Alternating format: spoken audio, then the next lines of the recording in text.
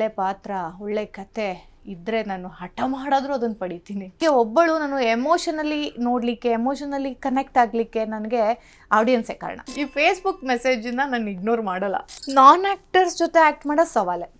ಹಿಂದೆ ಏನಾಯಿತು I don't care, ಮುಂದೆ ಏನಾಗುತ್ತೆ ಐ ಡೋಂಟ್ ಕೇರ್, ಇವಾಗ ಏನಾಗಿದೆ ಅದೇ ನನಗೆ ಇಂಪಾರ್ಟೆಂಟ್. ಪಲ್ಲಟ ಮತ್ತು ಕೋಳಿ ಹೆಸರು ಆ್ಯಂಡ್ ಪಿಂಕಿಯಲ್ಲಿ 3 ಸಂಕೀರ್ಣವಾದ ಪಾತ್ರಗಳು. ಈ ಪಾತ್ರಗಳ ನಿರ್ವಹಣೆಗೆ ನಿಮ್ಮ ತಯಾರಿ ಹೇಗಿತ್ತು ಅಂತ ಹೇಳಿ? ತಯಾರಿ ಬಂದು ಪಲ್ಲಟ ಮಾಡೋವಾಗ ಆಗಷ್ಟೇ ಹೆಸರಿಂದ ಬಂದಿದ್ದೆ. ನನಗೆ ತುಂಬ ಶಾರ್ಟ್ ಹೇರು, ತುಂಬ ತೆಳ್ಳಗಿದ್ದೆ. ಅನಿಲ್ ನೀನಾಸಂ ಅಂತ ಅವ್ರು ಇವಾಗಿಲ್ಲ, ಬಟ್ ಅವ್ರು ನನ್ನ ತಂದೆ ಪಾತ್ರ ಮಾಡಿದ್ರು, ನೀನಾಸಂ ಅವರು. ಅವ್ರ ಜೊತೆ ನಾನು ಮಾಡಬೇಕಾಗಿ ಬಂತು. ಒಳ್ಳೆ ಕಲಾವಿದ ಅನಿಲ್ ಅಣ್ಣ. ನನಗೇನಂತಂದ್ರೆ ನಮ್ಮ ಡೈರೆಕ್ಟರ್ಗೆ ನನ್ನ ಫೋಟೋಸ್ ಎಲ್ಲ ನೋಡ್ಬಿಟ್ಟು ಇವಳು ಹಳ್ಳಿ ಪಾತ್ರ ಮಾಡ್ತಾಳ ಅಂತ ತಲೆ ಕೆಟ್ಟೋಗ್ಬಿಡ್ತು. ನನಗೆ ಯಾರು ಸಜೆಸ್ಟ್ ಮಾಡಿದ್ರು ನನ್ನನ್ನು, ಮೈಸೂರಿನ ಒಂದಷ್ಟು ರಂಗಕರ್ಮಿಗಳು, ಅಯ್ಯೋ ಅವಳು ಹಳ್ಳಿಯೋಳೆ, ಪಾಂಡವಪುರದೊಳೆ, ಅವಳ ಹತ್ರದಿಂದ ನೋಡಿದ್ದೀವಿ, ನೀನಾಸಂಗೆ ಹೋಗೋಕ್ಕೂ ಮೊದಲು ನೋಡಿದ್ದೀವಿ, NST ಹೋಗೋಕ್ಕೂ ಮೊದಲು ನೋಡಿದ್ದೀವಿ, ಮಾಡ್ತಾಳೆ ಅಂತ ಹೇಳಿ ಅಲ್ಲಿಗೊಂದು ಎಕ್ಸ್ಟೆನ್ಷನ್ ಹಾಕಿದ್ರು ನನ್ನ ಕೂದಲಿಗೆ. ಆ ಎಕ್ಸ್ಟೆನ್ಷನ್ ಭಾರ ಒಂದೇ ನನ್ನ ತಲೆನಲ್ಲಿರೋದು, ಅದು ಬಿಟ್ಟರೆ ಇನ್ನೆಲ್ಲ ಈಸಿಯಾಗಾಯಿತು. ಎಕ್ಸ್ಟೆನ್ಷನ್ ಹಾಕಿದ್ದು, ಇನ್ನೂ ಎಕ್ಸ್ಟೆನ್ಷನೂ ಹಾಕಬಾರ್ದು, ಅಷ್ಟು ನ್ಯಾಚುರಲ್ ಆಗಿ ಆ್ಯಕ್ಟ್ ಮಾಡಬೇಕು ಅನ್ನೋದು ನಾನು ಅಲ್ಲಿ ಕಲಿತೆ. ಹಾಕಿಸ್ಕೊಬಾರ್ದು. ಅದಕ್ಕೆ ನಾನು ಟ್ಯಾಟೋಸ್ ಹಾಕ್ಸ್ಕೊಳ್ಳಲ್ಲ, ಏನೇ ಇದ್ರೂ ಕಲರ್ ಮಾಡಿಸಲ್ಲ, ಹೇರ್ ಕಲರ್ ಮಾಡಿಸಲ್ಲ, ಟ್ಯಾಟೋಸ್ ಹಾಕ್ಸ. ಯಾಕೆ ಅಂತಂದರೆ ನನಗೆ ಅದು ಅನ್ಸೋದೇ ಇಲ್ಲ. ಬೇಕು ಅಂದರೆ ನಾನು ಪಾತ್ರಕ್ಕೆ ಬೇಕಂದ್ರೆ ಅಲ್ಲೇ ಹಾಕ್ಬೋದು, ಟೆಂಪ್ರವರಿ ಕಲರು ಕೂಡ ಪಾತ್ರಕ್ಕೆ ಬೇಕು ಅಂದರೆ ಹಾಕ್ಬೋದು. ನನಗೆ ಒಂಥರ ಕ್ಲೀಶೆ ಅನಿಸುತ್ತೆ, ನನಗೆ ಅದು ಸೆಟಲ್ಡ್ ಆಗಿ ಅದು ನಮ್ಮ ಒಪ್ಕೊಂಡು ಮಾಡೋಕ್ಕಾಗಲ್ಲ. ಸೊ ಇದು ಪಲ್ಲಟದಿಂದ ಒಂದು ರೀತಿ ಕಲಿತ್ರೆ. ಆಮೇಲೆ ನೆಕ್ಸ್ಟ್ ಪಿಂಕಿಯಲ್ಲಿ ಏನೋ ಅನ್ಕೊಂಡು ಸಿನಿಮಾ ಆಗಿ ಹೋದೆ. ಪೃಥ್ವಿ ರಿಹರ್ಸಲ್ ಮಾಡಿಸ್ಬೇಕಾದ್ರೆ ಇಲ್ಲ ಬೇಡ ಇಲ್ಲ ಅದೆಲ್ಲ ಬೇಡ ಅಂದರೆ, ಇಲ್ಲಿ ನೋಡಿ ನನ್ನ ಹೆಸರು ಏನು ಗೊತ್ತಾ, ಇಲ್ಲ ಇಲ್ಲಿ ನೋಡಿ ಯಾಕೆ ಹೇಳ್ತೀರಾ, ಗೊತ್ತಾ ಯಾಕೆ ಹೇಳ್ತೀರಾ, ಡೈರೆಕ್ಟ್ ವಿಷಯಕ್ಕೆ ಬನ್ನಿ ಅನ್ನೋರು. ಮತ್ತು ಹೆಂಗೆ ಮಾತಾಡಬೇಕು, ನಾನು ನನ್ನ ಕೋಆರ್ಟಿಸ್ಟ್ ದೀಪಕ್ ಅಂತಿದ್ರು, ಹೆಂಗೆ ಮಾತಾಡೋದು ದೀಪಕ್, ಇವ್ರಿಗೇನು ಮಾತಾಡೋಂಗಿಲ್ಲ, ಸುಮ್ಮನೆ ಹೆಂಗೆ ಬರುತ್ತೆ ಇದು, ನಾವೇನಾದರೂ ಇವ್ರ ಕೈಲಿ ಸಿಗಾಕೊಂಬಿಟ್ಟು ತಪ್ಪಾಯ್ತಾ, ಏನೂ ಜಾಸ್ತಿ ಮಾಡಿಬಿಡಿ, ಏನೂ ಎಕ್ಸ್ಟ್ರಾ ಮಾತಾಡೋಕೆ ಹೋಗ್ಬಿಡಿ, ಓಕೆ ಅಂತನೂ ಹೇಳೋಂಗಿಲ್ಲ. ತುಂಬ ನ್ಯಾಚುರಲ್, ತುಂಬ ಹೆಂಗೆ ಅಂತಾನೆ ಒಂದು ಔಟ್ಪುಟ್ ನೋಡಿದ್ಮೇಲೆ ವಾವ್ ಸಿನಿಮಾ ಅದು. Extraordinary movie, seriously. ನಾನು ಎಷ್ಟೋ ಸಲ ನೋಡಿದ್ದೀನಿ ಅಂದರೆ ನಮ್ಮ ಪ್ರೊಡ್ಯೂಸರ್ ಏನಮ್ಮ ಇನ್ನೂ ಒಂದು ಸಲ ನೋಡ್ತಿದ್ದೀಯಾ ಅನ್ನೋರು, ಯಾವಾಗಲೂ ಅಂದ್ರೆ ಕೂತಾಗೆಲ್ಲ ಕೃಷ್ಣೇಗೌಡರು ಇನ್ನೂ ಒಂದು ಸಲ ನೋಡ್ತೀಯಾ ಅನ್ನೋರು. ಸರ್ ನಾನು ಎಷ್ಟು ಸಲ ಇವನ್ ಪೃಥ್ವಿನೂ ಕೇಳಿದ್ದಾರೆ ನೋಡ್ತಿದ್ದೀರಾ ಅಂತ.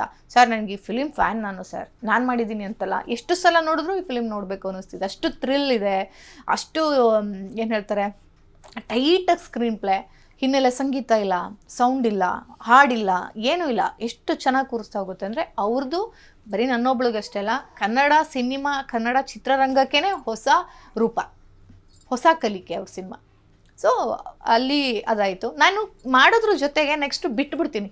ಒಬ್ಳು ಆ್ಯಕ್ಟ್ರಾಗಿ ಅದನ್ನು ಬಿಡೋದನ್ನು ಕಲಿಬೇಕು. ಅದನ್ನು ಅಂದರೆ ಕಲ್ತಿರೋದೆಲ್ಲ ಇರುತ್ತೆ, ಅಂದರೆ ನಾನು ಕಳ್ಸ್ಕೊಳ್ಳೋದು ಗೊತ್ತಿರಬೇಕು. ಅವಾಗಷ್ಟೇ ಇನ್ನೊಂದು ಪಾತ್ರನ ಮೈಗೂಡಿಸ್ಕೊಳ್ಳೋಕ್ಕೆ ಸಾಧ್ಯ. ಹಾಗೆ ಕೋಳಿ ಹೆಸರು ಪಿಂಕಿಯಲ್ಲಿ ಇರ್ತಾ ತುಂಬ ತೆಳ್ಳಗಿದೆ, ಅವ್ರಿಗೂ ಅದೆಲ್ಲ ಏನು ಮ್ಯಾಟರ್ ಇರಲಿಲ್ಲ, ನಡೀತು. ಸ್ವಲ್ಪ ಮಂಡ್ಯ ಸ್ಲ್ಯಾಂಗ್ ಬರ್ತಿತ್ತು, ನ್ಯಾಚುರಲಾಗಿ ಮಾತಾಡಬೇಕು, ಸ್ಕ್ರಿಪ್ಟ್ ಇಲ್ಲ, ಡೈಲಾಗ್ ಇಲ್ಲ, ಫೀಲ್ ಮಾಡಿ ನಮ್ಗೆ ಏನು ಅನಿಸುತ್ತೆ ಅದು ಮಾತಾಡೋದಿತ್ತು. ಅವರು ಮಾತಾಡುವಾಗ ನ್ಯಾಚುರಲ್, ನಾನು ಮಂಡ್ಯದೊಳಲ್ಲ, ಫೀಲ್ ಮಾಡ್ತಾ ನನ್ನ ಭಾಷೆನೇ ಬರುತ್ತೆ. ನಹಿ ಅಂತ ಕೂಗ್ರೆ ನಗ್ತಿರೋ ತಾನೆ ಹಂಗೆ ನಮ್ಮದು. ನಾನು ಬರುವಾಗ ಸರ್ ಮಂಡ್ಯ ಸ್ಲ್ಯಾಂಗ್ ಬರ್ತಿದೆ, ಪರವಾಗಿಲ್ಲ, ಇವಳು ಮಂಡ್ಯದವಳು ಆಗಿರ್ಬೋದು, ಅವ್ರ ಅಪ್ಪ ಅಮ್ಮ ಮಂಡ್ಯ ಕಡೆನೂ ಇರ್ಬೋದು, ಅಪ್ಪಿತಪ್ಪಿ ಒಂದು ಬಂದರೆ ನೀವು ತಲೆನೇ ಕೆಡಿಸ್ಕೋಬೇಡಿ, ಫೀಲ್ ಮಾಡಿ ಅಂತ ಹೇಳ್ತಿರ್ತಿದ್ರು. ಸೊ ಆ ಥರ ಅದು. ಇನ್ನು ಕೋಳಿ ಹೆಸರಿಗೆ ನಾನು ತುಂಬ ದಪ್ಪ ಇದೆ. ಎಷ್ಟು ದಪ್ಪ ಅಂದರೆ ಒಂದು 10 to 15 kg ಅಂತರ ಪಿಂಕಿಯಲ್ಲಿ ಮತ್ತು ಕೋಳಿ ಹೆಸರಿಗೆ.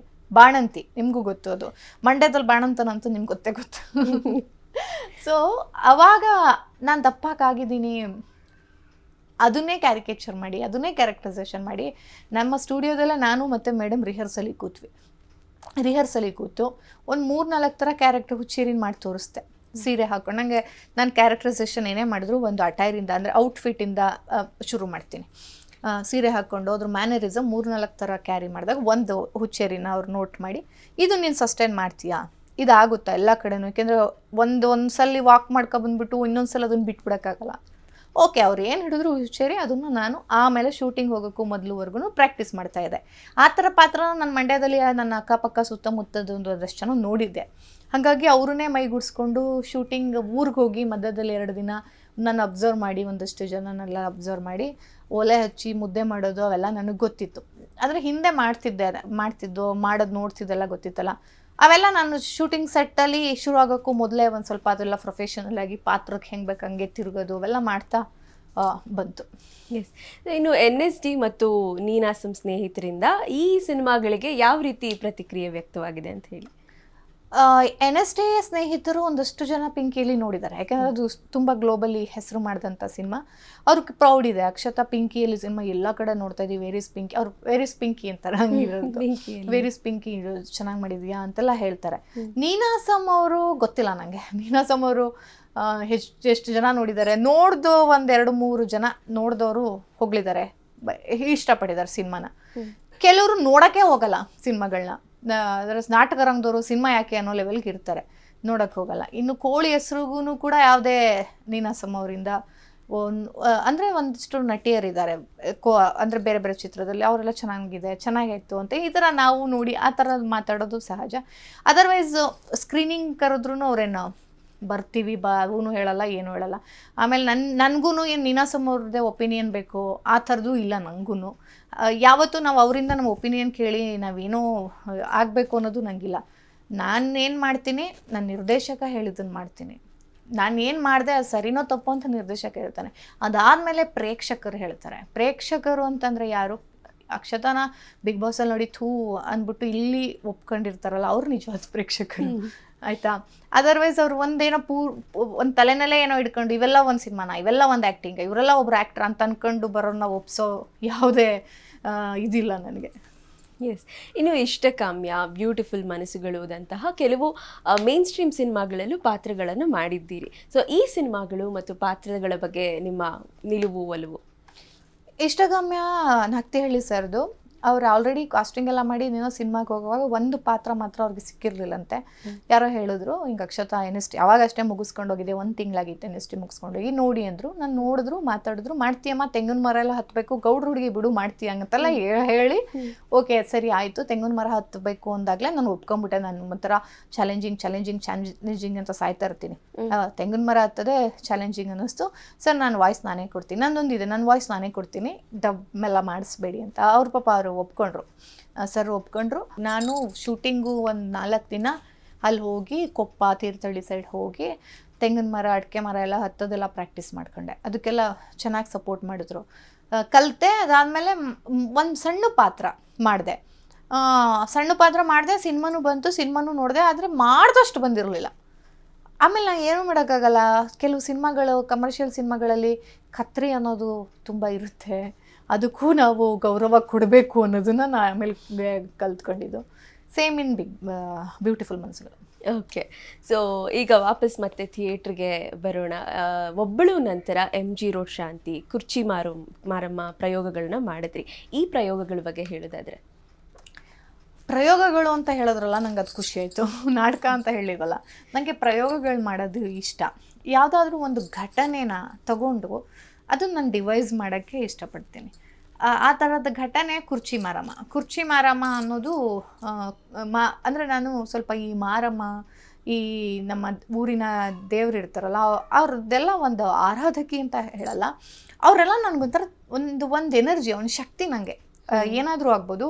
ಈ ಮನೆ ದೇವರು ಮಾರಮ್ಮನಿಗೆ ನಾವು ತೊಂಬಿಟಾರ್ತಿ ಮಾಡ್ತಿದ್ದು, ಆ ಪೂಜೆ ಪುನಸ್ಕಾರ ಅವೆಲ್ಲ ನನಗೊಂಥರ ಶಕ್ತಿನೇ. ಆ ಥರದ್ರಲ್ಲಿ ಕುರ್ಚಿ ಮಾರಮ್ಮ ಅಂತ ಮಾಡಿದೆ. ಕುರ್ಚಿ ಮಾರಮ್ಮ ಅಂತಂದರೆ ಅವಾಗ ಎಲೆಕ್ಷನ್ ಟೈಮ್ ನಡೀತಿತ್ತು. ಎಲೆಕ್ಷನ್ ಟೈಮಲ್ಲಿ ಎಲ್ಲಿ ನೋಡಿದ್ರೂ ಜಿದ್ದಿ ಎಲ್ಲ ಇದ್ದದ್ದು, ಬರೀ ಪಾಲಿಟಿಕ್ಸಲ್ಲಿ ಗಂಡಸರೇ ಹೆಚ್ಚಿದ್ದದ್ದು ಇರಲಿಲ್ಲ. ಇಲ್ಲಿ ಮಾರಮ್ಮನ ಒಂದು ಪೀಠದಲ್ಲಿ ಕೂರಿಸಿ ಪೂಜೆ ಮಾಡುವಂಥ ಕಾಲದಲ್ಲಿ ಒಂದು ಕುರ್ಚಿ ಮೇಲೆ ಕೂರಿಸ್ತಿಲ್ಲ.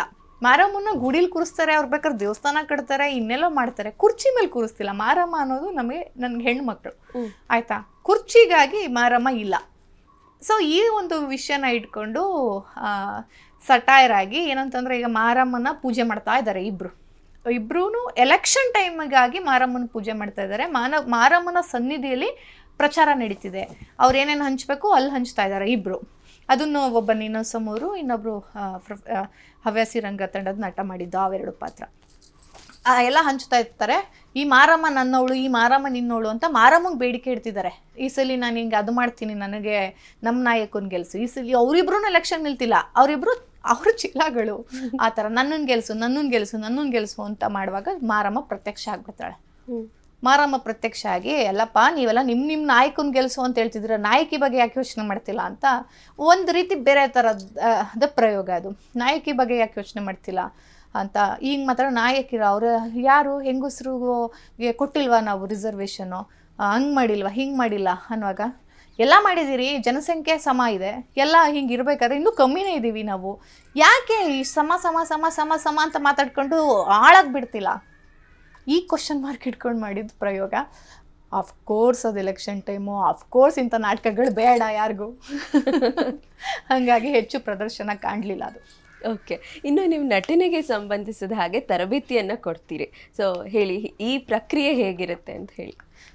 ಆ್ಯಕ್ಟಿಂಗ್ ಕ್ಲಾಸಸ್ ನಾನು ಶುರು ಮಾಡಿದ್ದ ಆ್ಯಕ್ಟಿಂಗ್ ಸ್ಟುಡಿಯೋ ಶುರು ಮಾಡಿದಾಗ ಒಂದು 5 ಜನ 10 ಜನ ಮ್ಯಾಕ್ಸಿಮಮ್ 10 ಜನ ಅಷ್ಟೇ ನಾನು ತಗೊಂಡು ಮಾಡ್ತಾಯಿದ್ದು.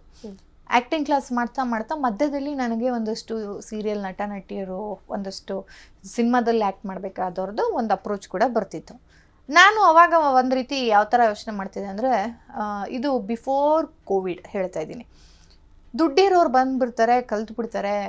ಇವಾಗ ಎಲ್ಲರಿಗೂ ಸೇರಿ ಒಂದು 20,000 25,000 ಫೀಸ್ ಆದರೆ ಒಬ್ಬೊಬ್ರಿಗೆ ಇಷ್ಟು ತಿಂಗಳಿಗೆ, ಇವ್ರು ಬೇಕಾದ್ರೂ 1 ಲಕ್ಷ ಕೊಡೋಕ್ಕೂ ರೆಡಿ ಇರ್ತಾರೆ. ಆಯಿತಾ, ದುಡ್ಡಿರೋರು ಕಲ್ತ್ಬಿಡ್ತಾರೆ. ಪಾಪ ದುಡ್ಡು ಇರ್ದಿರೋರಿಗೆ ಹಂಗಂತ ಫ್ರೀನೂ ಹೇಳ್ಕೊಡಲ್ಲ. ಏನು ಮಾಡಬೇಕು, ನಾನು ತಗೊಳ್ಳಲ್ಲ ಅಂತ ಅವ್ರು ತಗೊಳ್ತಿರ್ಲಿಲ್ಲ ಯಾರೂ. ತುಂಬ ಆತ್ಮೀಯರಾದರೆ ಯಾರಿಗಾದ್ರೂ ಒಂದು ಹಂಗೆ ಗ್ರೂಮ್ ಮಾಡ್ತಿದ್ದೆ. ಕೋವಿಡ್ ಆದಮೇಲೆ ಚೆನ್ನಾಗಿ ಪಾಠ ಕಲ್ತ್ವಿ. ಪಾಠ ಎಲ್ಲ ಕಲ್ತ ಮೇಲೆ ತುಂಬ ಬೇಕಾದವರು ಈಗ ನಾನು ಸೀರಿಯಲ್ ಆ್ಯಕ್ಟ್ರಿಗೆ ಒಂದು ಸ್ವಲ್ಪ ಟ್ರೈನ್ ಮಾಡು ಅಂದರು. ಕರ್ಕೊಬಂದು ಕೂರಿಸ್ದೆ, ಮಾಡಿದ್ರು. ಚೆನ್ನಾಗೇ ಮಾಡ್ತಾಳಲ್ಲ ಅಂತ ಫೋನ್ ಮಾಡಿದೆ. ಇಲ್ಲ, ಮ್ಯಾನರಿಸಮ್ ಇದೆಯಲ್ಲ, ಪ್ರಾಪರ್ಟಿ ಹ್ಯಾಂಡಲ್ ಮಾಡೋದು, ಕೈಯಲ್ಲಿ ಏನಾದರೂ ಪ್ರಾಪರ್ಟಿ ಹೋದಾಗ ಅವಳನ್ನ ಅಬ್ಸರ್ವ್ ಮಾಡು ಅಂತ ಹೇಳಿದ್ರು. ಅದು ಒಂದು ಪ್ರಾಬ್ಲಮ್ ಇತ್ತು. ನಟನೆ ಅಂದ ತಕ್ಷಣ ಏನು ಅನ್ಕೊಂಡ್ಬಿಡ್ತಾರೆ, ನಾವು ಹಿಂಗೆ ಕಣ್ಣು ಬಿಟ್ಕೊಂಡು ಸ್ಪಷ್ಟವಾಗಿ ಕನ್ನಡ ಮಾತಾಡ್ಕೊಂಡು ಡೈಲಾಗ್ ಹೇಳ್ಬಿಟ್ರೆ ನಟನೆ ಅನ್ಕೊಂಡ್ಬಿಟ್ಟಿರ್ತಾರೆ. ಅಪಿಯರೆನ್ಸ್ ಇದ್ದರೆ ಅಲ್ಲ. ಅದಕ್ಕೂ ಇವ್ರು ಈ ಡೈರೆಕ್ಟ್ರು ಇಷ್ಟು ಸೂಕ್ಷ್ಮನ ಅರ್ಥ ಮಾಡ್ಕೊಂಡಿದ್ರಲ್ಲ ಒಬ್ಬರು ನಟಿಯಿಂದ, ಅದು ಒಳ್ಳೆಯ ನಿರ್ದೇಶಕರ ಲಕ್ಷಣ.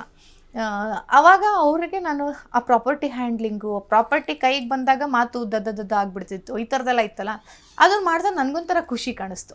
ಇಂಡಿವಿಜುವಲಾಗಿ ಕ್ಲಾಸ್ ಮಾಡಿದ್ದು, ಒಳ್ಳೆ ಹಣನೂ ಕೊಟ್ಟಾಗ ತಗೊಳ್ಳೋಣ, ಅವ್ರದ್ದು ಕೆರಿಯರ್ ಅಲ್ವಾ, ಯಾಕೆ ಬಿಡಬೇಕು ಅಂಥೇಳಿ ಅವಾಗಿಂದ ನಾನು ಇಂಡಿವಿಜುವಲ್ ಗ್ರೂಮಿಂಗ್ ಕಡೆ ಸ್ವಲ್ಪ ಕಾನ್ಸಂಟ್ರೇಟ್ ಮಾಡೋಕ್ಕೆ ಶುರು ಮಾಡಿದೆ. ಇದ್ರ ಬಗ್ಗೆ ನಾನು ಎಲ್ಲೂ ಮಾಹಿತಿ ಯಾಕೆ ಹಂಚ್ಕೊಳ್ಳಿಲ್ಲ ಅಂದರೆ, ಸ್ವಲ್ಪ ಹೈ ಪ್ರೊಫೈಲ್ಸ್ ಇರೋರು ಬರ್ತಿದ್ದು ಕಾನ್ಫಿಡೆನ್ಷಿಯಲ್ ಆಗಿ ಇಡಬೇಕಾಗಿತ್ತು. ಇನ್ನು ಕೆಲವರು ಅಂದರೆ ನಾನು ಯಾರಿಗೂ ಶೂಟಿಂಗ್ ಸ್ಪಾಟ್ಗೆ ಹೋಗಲ್ಲ. ತುಂಬ ಕೇಳಿದಾಗ ಮತ್ತು ಹೋಗಲೇಬೇಕು ಅಂದಾಗ ಶೂಟಿಂಗ್ ಸ್ಪಾಟ್ಗೆ ಹೋಗ್ತೀನಿ. ಗ್ರೂಮ್ ಮಾಡಿರ್ತೀನಲ್ಲ ಅವ್ರಿಗೆ ಒಂದು ಮೆಥಡಲ್ಲಿ ಅಲ್ಲಿದ್ದರೆ ಒಂದು ಅನುಕೂಲ ಅಂತ ಇತ್ತು. ಜಾಸ್ತಿ ಹೋಗಲ್ಲ, ಎಲ್ಲ ಒಂದು 2 ಹೋಗಿದ್ದೀನಿ. ಸೊ ಇದು ಒಂಥರ ಚೆನ್ನಾಗಿ ಆಗ್ಬೇಕಾದ್ರೆ ನಾನು ಈಗ ಬ್ಯುಸಿ ಇರೋ ಹೊತ್ತಲ್ಲಿ ನನ್ನ ಟೈಮು ಮತ್ತು ಅವರ ಟೈಮು ಎರಡನ್ನೂ ಸೇರಿಸಿ ಇಂಡಿವಿಜುವಲ್ ಗ್ರೂಮಿಂಗ್ ಮಾಡ್ತಾಯಿದ್ದೀನಿ. ಅದು ಯಾರ್ಯಾರಿಗೆ ಮಾಡಿದೆ ಅಂತೆಲ್ಲ ನಾನು ಹೇಳಿಬಿಟ್ಟು ನಾನು ಕ್ಲಾಸಿಗೆ ಬನ್ನಿ ಇಂಥವ್ರಿಗೆ ಮಾಡಿದೆ ಅಂಥವ್ರಿಗೆ ಮಾಡಿದೆ ಅಂತೆಲ್ಲ ಹೇಳಿ ಯಾರನ್ನೂ ಕರೆಯಲ್ಲ. ತುಂಬ ಡೀಪಾಗಿ ವರ್ಕ್ ಮಾಡ್ತೀನಿ. ಯಾರೇ ಆದರೂ ಅಷ್ಟೇ. ಇನ್ನೊಂದು, ಅವ್ರ ಹತ್ರ ಫಸ್ಟು ಒಂದು ಕ್ಲಾಸ್ ನಾನು ಹಾಗೆ ಮಾಡಿ ಅವ್ರನ್ನ ಮಾತಾಡಿ ಅವರ ಸಮಸ್ಯೆಗಳು, ಅವ್ರಿಗೆ ಬೇಕಾಗಿರೋದು ಏನು ಅಂತೆಲ್ಲ ನೋಟ್ ಮಾಡಿ ಅವ್ರಿಗೊಂದು ಚಾರ್ಟ್ ರೆಡಿ ಮಾಡ್ತೀನಿ. ಅದ್ರ ಪ್ರಕಾರ ಕ್ಲಾಸಸ್ ಹೋಗುತ್ತೆ. ನಾನು ಯಾರನ್ನ ಬೇಡ, ಇವರೆಲ್ಲ ಹೊಟ್ಟೆ ತುಂಬಿದವರು ದುಡ್ಡಿರೋರು ಅಂತ ನಾನು ಯಾರನ್ನ ಇಗ್ನೋರ್ ಮಾಡ್ತಿದ್ದೆ. ಅದಾದಮೇಲೆ ನಾನು ಯಾರನ್ನ ತೊಗೊಂಡೆ, ನನಗೆ ಅನಿಸಿದೇನು ಗೊತ್ತಾ, ಯಾರಿಗೆ ಆಸಕ್ತಿ ಇದೆ ಅವ್ರು ಇಂಪಾರ್ಟೆಂಟ್. ನಿಜ. ಯಾಕೆ ಅಂದರೆ ಇವಾಗ ನನಗೆ ಹೈ ಪ್ರೊಫೈಲ್ ಚೆನ್ನಾಗಿರೋರು, ಇಂಡಸ್ಟ್ರಿ ಸೀರಿಯಲ್ ಸಿನಿಮಾ ಮಾಡ್ತಾ ಇರೋರು ಬರ್ತಾರೆ, ಇಲ್ಲ ನಾನು ಹಾಗೆ ಕಲಿಬೇಕು ಅಂತಲೂ ಬರ್ತಾರೆ. ಇಬ್ಬರೂ ನೋಡಿದಾಗ ಸ್ವಲ್ಪ ಈ ಏಕಾಗ್ರತೆಯಿಂದ ಫುಲ್ ಕೋರ್ಸ್ ಮುಗಿಸಿ ಕಲಿತು ಹೋದವರೇ ಹೈ ಪ್ರೊಫೈಲ್ಸ್. ಇವ್ರ ಮಧ್ಯದಲ್ಲೇ ಬ್ರೇಕ್ ಆಗಿಬಿಡ್ತಾರೆ, ಬ್ರೇಕ್ ಮಾಡ್ಕೊಂಡ್ಬಿಡ್ತಾರೆ, ಡಿಸ್ಟರ್ಬ್ ಆಗಿಬಿಡ್ತಾರೆ. ಯಾಕೆ ಅಂತ ಗೊತ್ತಿಲ್ಲ. ಇವ್ರು ಹಠ ತೊಟ್ಟು ಕಲಿತಾರೆ. ಅವಾಗ ನಾನು ಏನೋ ಯೋಚನೆ ಮಾಡಿದ್ನಲ್ಲ, ಅವಾಗ ಅದಕ್ಕೊಂದು ಬ್ರೇಕ್ ಬೀಳ್ತು. ನಮಗೆ ಆಸಕ್ತಿ ಇರೋರು ಯಾರು ಬಂದರೂ ಸರಿ, ಆ ಥರ. ಎಸ್. ಸೊ ನೀವು ಕತೆಗಾರ್ತಿ ಕೂಡ ಹೌದು. ಲೀಕ್ ಔಟ್ ಕಥಾ ಸಂಕಲನ ಸಿದ್ಧಪಡಿಸಿ ಈ ಕಥೆಗಳನ್ನ ರಂಗಕ್ಕೂ ಅಳವಡಿಸಿದ್ರಿ. ಈಗ ಮತ್ತೊಂದು ಕಥಾ ಸಂಕಲನ ಸಿದ್ಧಪಡಿಸಿದ್ದೀರಿ ಕೂಡ. ಸೊ ಈ ಬರವಣಿಗೆ ಅನ್ನುವಂಥದ್ದು ಸಿದ್ದು ಹೇಗೆ, ಆ್ಯಂಡ್ ಬರವಣಿಗೆನ ಎಷ್ಟು ಎಂಜಾಯ್ ಮಾಡ್ತೀರಿ ಅಂತ ಹೇಳಿ. ಬರವಣಿಗೆನ ಸಿಕ್ಕಾಪಟ್ಟೆ ಎಂಜಾಯ್ ಮಾಡ್ತೀನಿ ನಾನು. ಬರಿಬೇಕು ಅಂತ ಬರೆಯಲ್ಲ, ಅನ್ಸಿದ್ದನ್ನೆಲ್ಲ ಅಕ್ಷರ ರೂಪಕ್ಕೆ ಮೊದಲಂತೂ ತುಂಬ ಬರೀತಿದ್ದೆ. ಅಕ್ಷರ ರೂಪಕ್ಕೆ ಎಷ್ಟು ಅಂದರೆ ಪೇಜ್ ಗಟ್ಟಲೆ ಬರೆದಿರೋದೆಲ್ಲ ಇದೆ. ಅದನ್ನೆಲ್ಲ ಸೇರಿಸಿ ಸಂಗ್ರಹ ಮಾಡಿ ಕತೆ ಅಂತ ಪುಸ್ತಕ ಮಾಡಬೇಕಾದ್ರೆ ಬರಲೇಬೇಕಲ್ಲ, ಹಂಗೆ ಕತೆ ರೂಪಕ್ಕೆ ತಂದಿದ್ದು. ಈಗ ಹೆಂಗೆ ಗೊತ್ತಾ, ಇವಾಗ ನೀವು ಕ್ಯಾಮ್ರಾ ಮುಂದೆ ಬರೋಕ್ಕೂ ಮೊದಲು ಹಿಂಗೆ ಕೂತಿರ್ತೀನಿ, ಹಿಂಗೆ ಕೂತ್ಕೊಂಡು ಏನೋ ಡೀಪಾಗಿ ಯೋಚನೆ ಮಾಡ್ತಿದ್ದೀನಿ. ಕ್ಯಾಮ್ರಾ ಬಂತು ಅಂದ ತಕ್ಷಣ ಹಿಂಗೆ ಸ್ಟೈಲಾಗಿ ಕೂರ್ತೀವಲ್ಲ, ಹಾಗೆ ಬರವಣಿಗೆ ಹಾಗೆ ಪುಸ್ತಕ ರೂಪಕ್ಕೆ ತರಬೇಕು ಅಂದರೆ ಹಿಂಗೆ ಕೂತ್ಕೋಬೇಕು. ಈಗೆಲ್ಲ ನಮ್ಗೆ ಸ್ವಲ್ಪ ಎಲ್ಲ ಬೆನ್ನೆಲ್ಲ ನೋವ್ತಿದ್ದೆ, ಆದರೂ ಕೂತ್ಕೊಳ್ಳೇಬೇಕಲ್ವಾ, ಯಾಕೆಂದ್ರೆ ನೋಡ್ತಾ ಇರ್ತಾರೆ. ಪುಸ್ತಕ ತರೋದು ಅಷ್ಟೇ ಕಷ್ಟ, ಪುಸ್ತಕ ರೂಪಕ್ಕೆ ತರೋದು ಅಷ್ಟೇ ಕಷ್ಟ. ಬರೆಯೋದು ಬರೀತೀನಿ, ಇನ್ನೂ ಎಷ್ಟೋ ಬರವಣಿಗೆಗಳು ಪುಸ್ತಕ ರೂಪಕ್ಕೆ ತಂದಿಲ್ಲ. ಯಾಕೆಂದರೆ ಒಂದು ಪುಸ್ತಕ ಮಾಡಿ ನಾನು ಅದನ್ನು ತುಂಬ ಟೈಮ್ನ ಸ್ಪೆಂಡ್ ಮಾಡಿ ತುಂಬ ಕಷ್ಟಪಟ್ಟು ಅದು ಕರೆಕ್ಷನ್ ಅದು ಇದು ಅಂತೆಲ್ಲ ಸಾಕಾಗಿ 2ನೇ ಪುಸ್ತಕ ಆಲ್ರೆಡಿ ಎಲ್ಲ ರೆಡಿ ಇದೆ, ರಿಲೀಸ್ ಮಾಡೋಕ್ಕಾಗ್ತಿಲ್ಲ ನನ್ನ ಕೈಲಿ. ಇದು ಎಲ್ಲವೂ ಯಾರಾದರೂ ಒಬ್ಬರು ನನಗೆ ನಾ ಎಲ್ಲ ಮಾಡ್ತೀವಮ್ಮ ನೀನು ಬರೆದಿರೋದಷ್ಟೇ ಕೊಡು ಅಂದ್ಬಿಟ್ರೆ ಕೂತ್ಕೊಂಡು ಕೊಟ್ಬಿಡ್ತೀನಿ. ಒಂಥರ ಅದು ನನಗೆ ಪುಸ್ತಕನ ಬೇರೆ ಥರ ಬಿಸ್ನೆಸ್ಸು ಅಥವಾ ಬೇರೆ ಥರ ಪ್ರೆಸೆಂಟೇಷನಾಗಿ ನಂಗೆ ನೋಡೋಕ್ಕಾಗಲ್ಲ. ನನಗೆ ಅನಿಸಿದ್ದು ನನ್ನ ಥಾಟ್ಸು ಅದನ್ನು ಬರೆದಿಟ್ಟಿರೋ ತುಂಬ ಇದೆ. ಬೇಕಾದ್ರೆ ಬರ್ಕೊಡು ನನಗಿಂತ ಸಬ್ಜೆಕ್ಟ್ ಅಂದರೂ ಬರೆದು ಕೊಡ್ತೀನಿ. ನಂಗೆ ಬರೆಯೋದು ತುಂಬ ಇಷ್ಟ. ಇನ್ನು ಬಿಗ್ ಬಾಸ್ ಸೀಸನ್ 6ರ ಸ್ಪರ್ಧಿ ಆಗಿದ್ರಿ, ಅದೊಂದು ವಿಶಿಷ್ಟ ಜಗತ್ತು. ಸೊ ಆ ಜರ್ನಿನ ಒಮ್ಮೆ ರೀಕಾಲ್ ಮಾಡೋದಾದ್ರೆ? ಕಷ್ಟ ಅಂದರೆ ರೀಕಾಲ್ ಮಾಡ್ಕೊಳಕ್ಕೆ ಆಗ್ತಾನೆ ಇಲ್ಲ ನನಗೆ. ಅದು ತುಂಬ ನಂಬ್ತಿರೋ ಬಿಡ್ತಿರೋ ನನಗೆ ರೀಕಾಲ್ ಮಾಡ್ಕೊಳಕ್ಕೆ ಆಗ್ತಿಲ್ಲ. ಒಂದೊಂದು ಮೆಮೊರಿನೂ ಅವಾಗ ಹಂಗಾಗಿತ್ತಲ್ಲ ಹಿಂಗಾಗಿತ್ತಲ್ಲ ಅಂತ ನಮ್ಮ ಜೊತೆ ಇದ್ದವರು ಹೇಳಿದಾಗಲೂ ನಾನು ನೆನ್ಪು ಮಾಡ್ಕೊತೀನಿ, ಹೌದಾ ಹಂಗಾಗಿತ್ತ ಹಿಂಗಾಗಿತ್ತ ಅಂತ. ಆಮೇಲೆ ನನಗೆ ಇನ್ನೂ ಒಂದು ಶಕ್ತಿ ಇದೆ ಅನ್ನಿಸ್ತು, ನನಗೆ ಬೇಡ ಅಂದದನ್ನು ಮರೆಯೋ ಶಕ್ತಿನೂ ಇದೆ ಅನ್ನಿಸ್ಬಿಡ್ತು. ಇಲ್ಲ ಅದು ಹಂಗೆ ಹೇಳ್ತಿಲ್ಲ, ತುಂಬ ಕಷ್ಟ ನನಗೆ. ನಾನು ಏನಾದರೂ ಮಾಡಿದ್ರೆ ಗುಂಗಲ್ಲಿ ಜಾಸ್ತಿ ಇರ್ತೀನಿ. ಈವನ್ ಕೋಳಿ ಹೆಸರು ಮಾಡಿ 2 ವರ್ಷ ಆಯಿತು. ಈಗ ಸಿನಿಮಾ ಬರ್ತಿದೆ, ಆ ಗುಂಗಲ್ಲೇ ಇದ್ದೀನಿ. ಪಿಂಕಿಯಲ್ಲಿ ಗುಂಗು, ಪಲಾಟ ಗುಂಗು ಇನ್ನೂ ಇದ್ದೀನಿ, ಒಂದಷ್ಟು ನಾಟಕಗಳ ಗುಂಗಿದ್ದೀನಿ. ನಾನು ಬಾಲ್ಯದಲ್ಲಿ ಆದಂಥ ಒಂದಷ್ಟು ಅನುಭವ, ಸ್ಪೋರ್ಟ್ಸಲ್ಲಿ ಗೆದ್ದದ್ದು ಅವೆಲ್ಲ ಗುಂಗು ಇದೆ, ಮರೆಯಲ್ಲ ಅವೆಲ್ಲ ಸಂದರ್ಭಗಳು. ಗೊತ್ತಿಲ್ಲ, ಇದು ನಂಗೆ ರೀಕಾಲ್ ಮಾಡ್ಕೊಳಕ್ಕೆ ಆಗ್ತಿಲ್ಲ. ಜನಗಳು ಏನು ಮಾತಾಡ್ತಾರೆ, ಏನೇನು ಹೇಳ್ತಾರೆ, ಅವೆಲ್ಲವೂ ಇದಾವಲ್ಲ, ಅವೆಲ್ಲ ಒಂಥರ ಹೌದಾ ಅಂತ ನೋಡ್ತಾ ಇರ್ತೀನಿ.